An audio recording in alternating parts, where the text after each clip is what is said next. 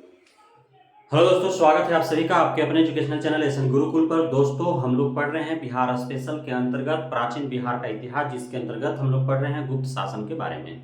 गुप्त वंश जो है मौर्योत्तर वंश के बाद, मौर्य वंश के बाद जो है वह गुप्त वंश प्रथम वंश आया ऐसा, जिसने मगध साम्राज्य को जो है वह फिर से व्यवस्थित करने का प्रयास किया और मगध साम्राज्य के विस्तार का प्रयास किया और काफी हद तक सफल भी हुआ। लेकिन मौर्य वंश और गुप्त वंश में काफी कुछ अंतर देखने को मिला, जिसमें हम लोगों ने पिछले अध्याय में पढ़ा भी कि समाज जो है, जहां मौर्य वंश के शासनकाल में समाज जो है उसमें सहानुभूति थी, समन्वय था, महिलाओं की स्थिति सुदृढ़ थी, शूद्रों की स्थिति बेहतर थी। वहीं जो है गुप्त वंश में महिलाओं का स्थिति भी दयनीय रहा और शूद्रों का स्थिति तो बेहद ही दयनीय देखने को मिला। वहीं जो है प्रशासनिक व्यवस्था को देखा जाए तो प्रशासनिक व्यवस्था में काफी कुछ समानता देखने को मिला। आपका मौर्य वंश का भी प्रशासनिक व्यवस्था जो था, वह इकाइयां जो थी वो 4 भागों में बटा हुआ था, और यहाँ भी गुप्त वंश की भी जो प्रशासनिक इकाइयां थी वह 4 भागों में बटा हुआ था। उसमें हम लोगों ने देखा कि देश, मुक्ति, विषय, ग्राम अलग अलग 4 भागों में बटा हुआ था, और वहीं हम लोगों ने समाज के बारे में पढ़ा ही हमने आपको बताया। अब हम लोग गुप्त के अर्थव्यवस्था के बारे में पढ़ेंगे। अर्थव्यवस्था, मौर्य वंश का भी अर्थव्यवस्था जो था वह कृषि पर आधारित था। उसी प्रकार जो है गुप्त वंश का भी अर्थव्यवस्था जो था वो कृषि पर आधारित था, है ना।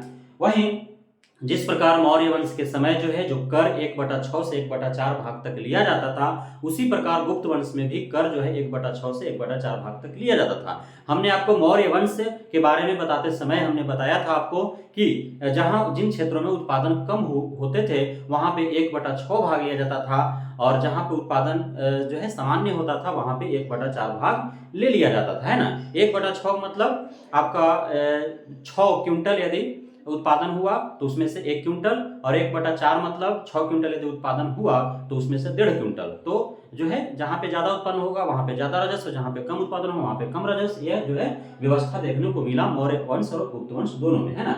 व्यापार के लिए श्रेणी की भी व्यवस्था थी, अध्यक्ष होते थे, ज्येष्ठक होते थे, इस प्रकार की व्यवस्था होते थे, है ना। बंदरगाह, मुख्य जो बंदरगाह था वह था आपका ताम्रलिप्ति। गुप्त वंश के शासनकाल में जो व्यापार होते थे, दूसरे देशों से ही व्यापार होते थे, भारत के भी अन्य क्षेत्रों से व्यापार होते थे, तो जो दूसरे देशों से जो व्यापार होते थे उसमें जो मुख्य बंदरगाह था वह था ताम्रलिप्ति, और मुख्य जो व्यापारिक केंद्र था वह था उज्जैन। उज्जयिनी के बारे में हमने पढ़ा है कि किस प्रकार जो है मौर्योत्तर काल में जो है वह अवंती जो है, अवंती पश्चिम का जो राज्य था, उसे अवंती का जो था, अवंती का राजधानी कहाँ था, उज्जैनी था, तो उज्जैनी को ही तो उज्जैन कहते हैं। वह गुप्त वंश के शासनकाल में जो है प्रमुख व्यापारिक केंद्र हुआ करता था, है ना। इसमें जो गुप्त वंश के शासनकाल में जो है वह मुद्रा का भी प्रचलन था, और मौर्य वंश के शासनकाल में हमने मुद्रा का प्रचलन देखा। तो यहाँ पर जो मुद्रा था वह स्वर्ण सिक्का का प्रचलन था, ताम्र सिक्का था, चांदी का सिक्का था, रजत का सिक्का था। हमने देखा कि जो है सबसे अधिक स्वर्ण सिक्का चलाने के लिए जो है गुप्त वंशों को जाना जाता है। आपने देखा कि चंद्रगुप्त प्रथम जो है वो 2 प्रकार के जो है स्वर्ण सिक्का चलाया।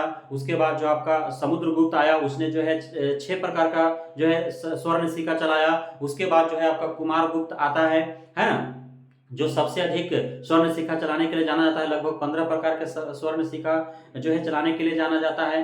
स्कंदगुप्त को भी जो है कई सिक्के चलाए। उसमें चंद्रगुप्त द्वितीय जो है 8 प्रकार का सिक्का चलाया, और चंद्रगुप्त द्वितीय को ही जो है चांदी का सिक्का, रजत का सिक्का, ताम्र सिक्का जो है चलाने के लिए जो है उसे जाना जाता है। इस प्रकार सिक्का का जो है प्रावधान था, सिक्का प्रचलन में था। स्वर्ण सिक्का को दिनार कहा जाता था। ये प्रश्न बनते हैं, इसे आप एकदम घुट जाइएगा, है ना, कि स्वर्ण सिक्का को क्या कहा जाता था, दिनार कहा जाता था, और चांदी के सिक्का को रुपया का कहा जाता था, है ना। चांदी जैसा रूप है तेरा ना, तो चांदी का रुपया का, और स्वर्ण का दिनार, स्वर्ण को दिनार कहा जाता था। भूमि दान का विस्तार हुआ। यहाँ पे हमने आपको बताया कि सामंतवादी व्यवस्था जो है गुप्त शासन काल में चरम सीमा पर था। यहाँ पे खास करके ब्राह्मणों को जो है बहुत ज्यादा भूमि जो है दान में दिए जाते थे।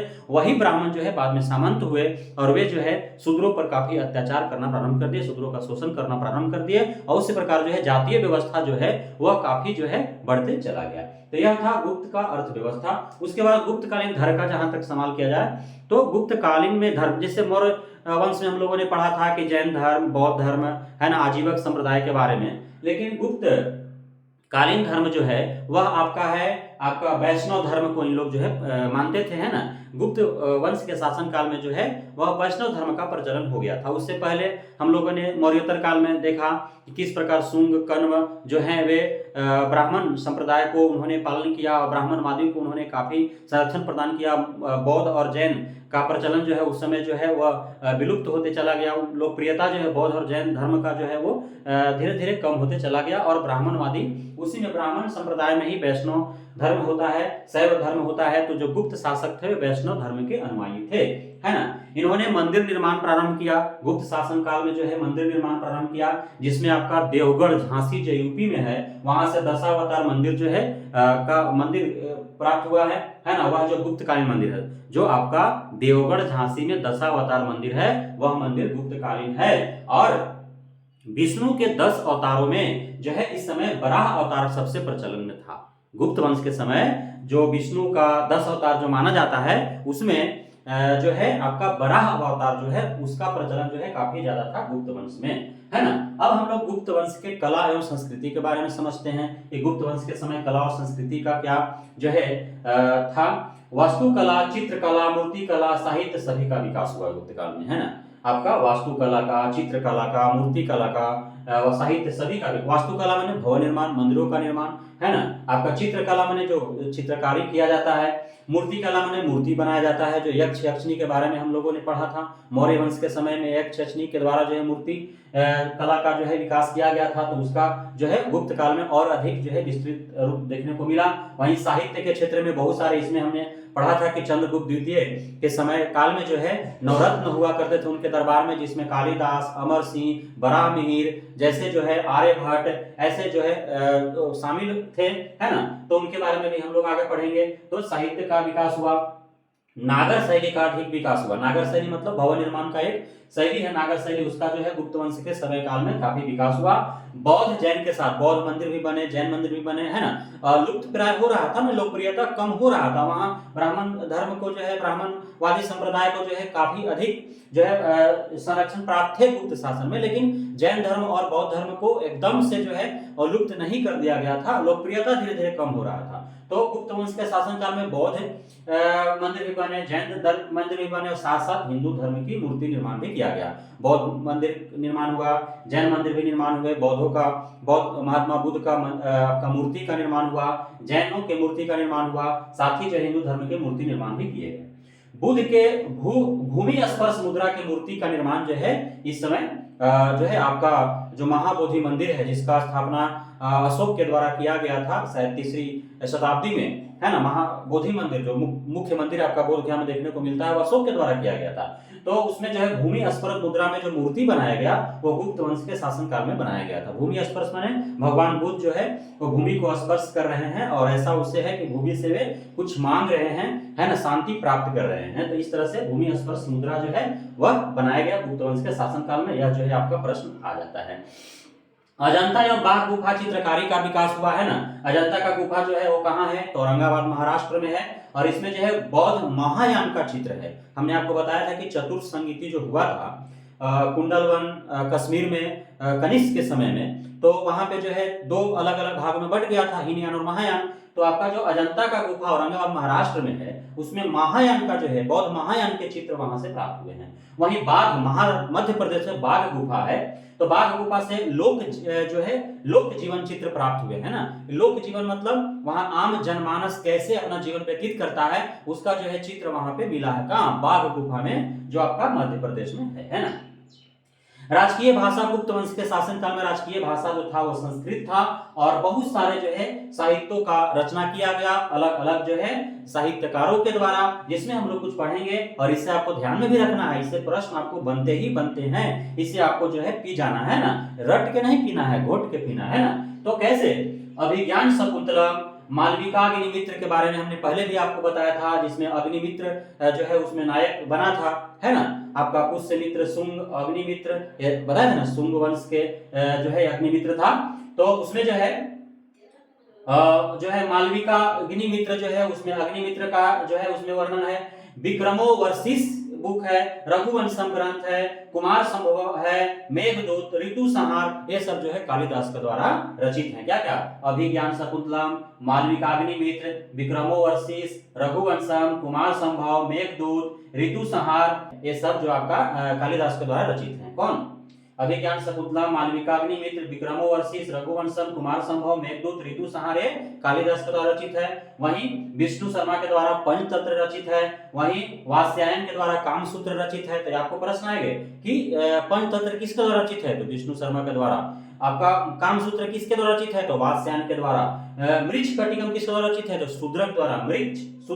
मृच्छकटिकम शूद्रक है ना, यहाँ पे आपको मृक्ष शूद्र ऐसे आपको याद रखना है। उसके बाद अमरकोश, तो अमरकोश में अमर का नाम छपा हुआ है, अमर सिंह के द्वारा रचित है। नीति सार जो है वो कामनंद के द्वारा रचित है ना। तो ये आपको जो है थोड़ा ध्यान में रखना है। वहीं आर्यभट्ट की बात आती है तो आर्यभट्ट जो है आर्यभट्टियम, ये आपको याद रहेगा, ये पूछेगा भी नहीं। आर्यभट्टियम क्यों पूछेगा? आपको तो पता ही, आर्यभट्ट कोई लगा देगा। सूर्य का सिद्धांत, सूर्य सिद्धांत आर्यभट्ट। 10 गीतिका यार्डभट्ट, आपको जो है इसको ध्यान में रखना। दशमलव का ज्ञान किसने दिया? आपको आर्यभट्ट ने दिया। तो 10 गीतिका है ना। सूर्य सिद्धांत यानी कि सूर्य और पृथ्वी का सिद्धांत है, उन्हें आर्यभट्ट ने ही सबसे पहले बताया था कि पृथ्वी सूर्य का जो है चक्कर लगाता है, और यह जो सिद्धांत है वह सूर्य सिद्धांत पुस्तक में दिया हुआ है। वहीं आर्यभट्टियम जो है इसमें गणित के शून्य, दशमलव, पाई, ये सारे चीजों का जो है उसमें लिखा हुआ है।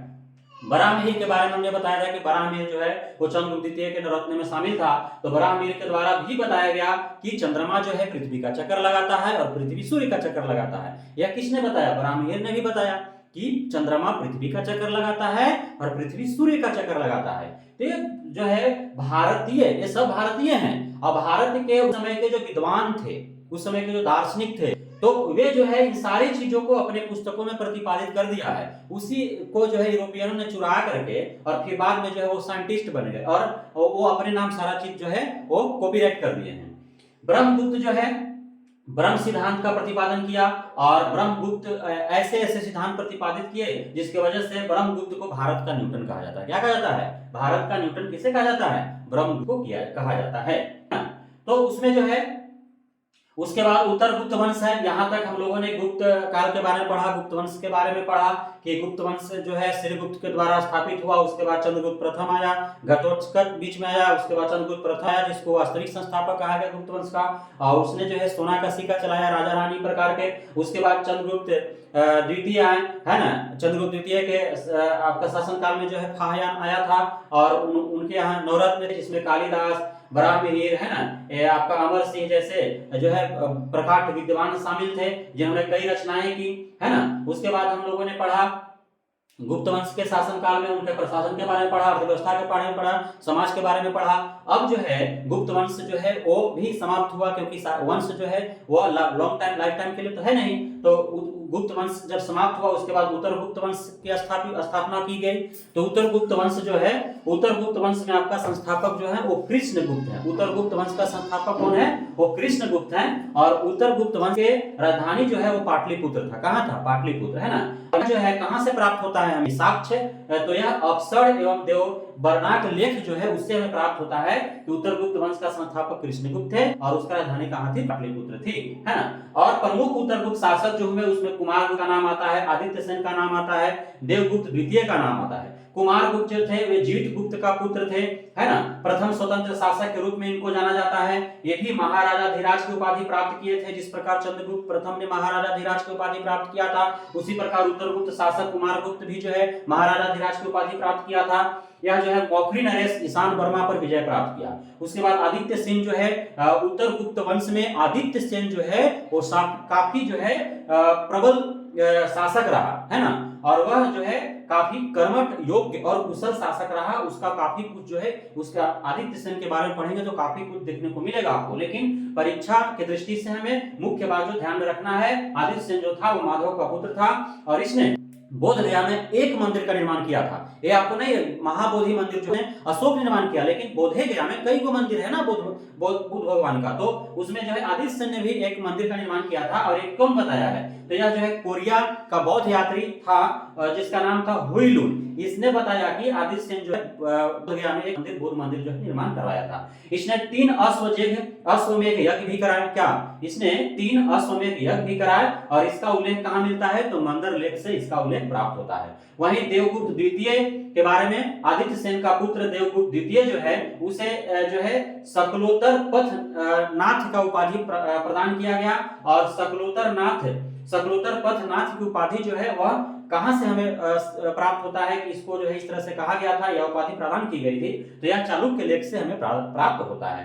तो इन सारी बात जो था आपका गुप्त वंश और उत्तरोत्तर गुप्त वंश के बारे में था। हम उम्मीद करते हैं कि आपको बेहद ही सरलता से सारे चीज समझ में आए होंगे और इससे बाहर जो है आपको गुप्त वंश से, उत्तरोत्तर गुप्त वंश से यदि प्रश्न आते हैं आपके चरण शिक्षक बहाली में तो होने वाले बीपीएससी शिक्षक भर्ती परीक्षा में, तो इससे बाहर नहीं आएंगे।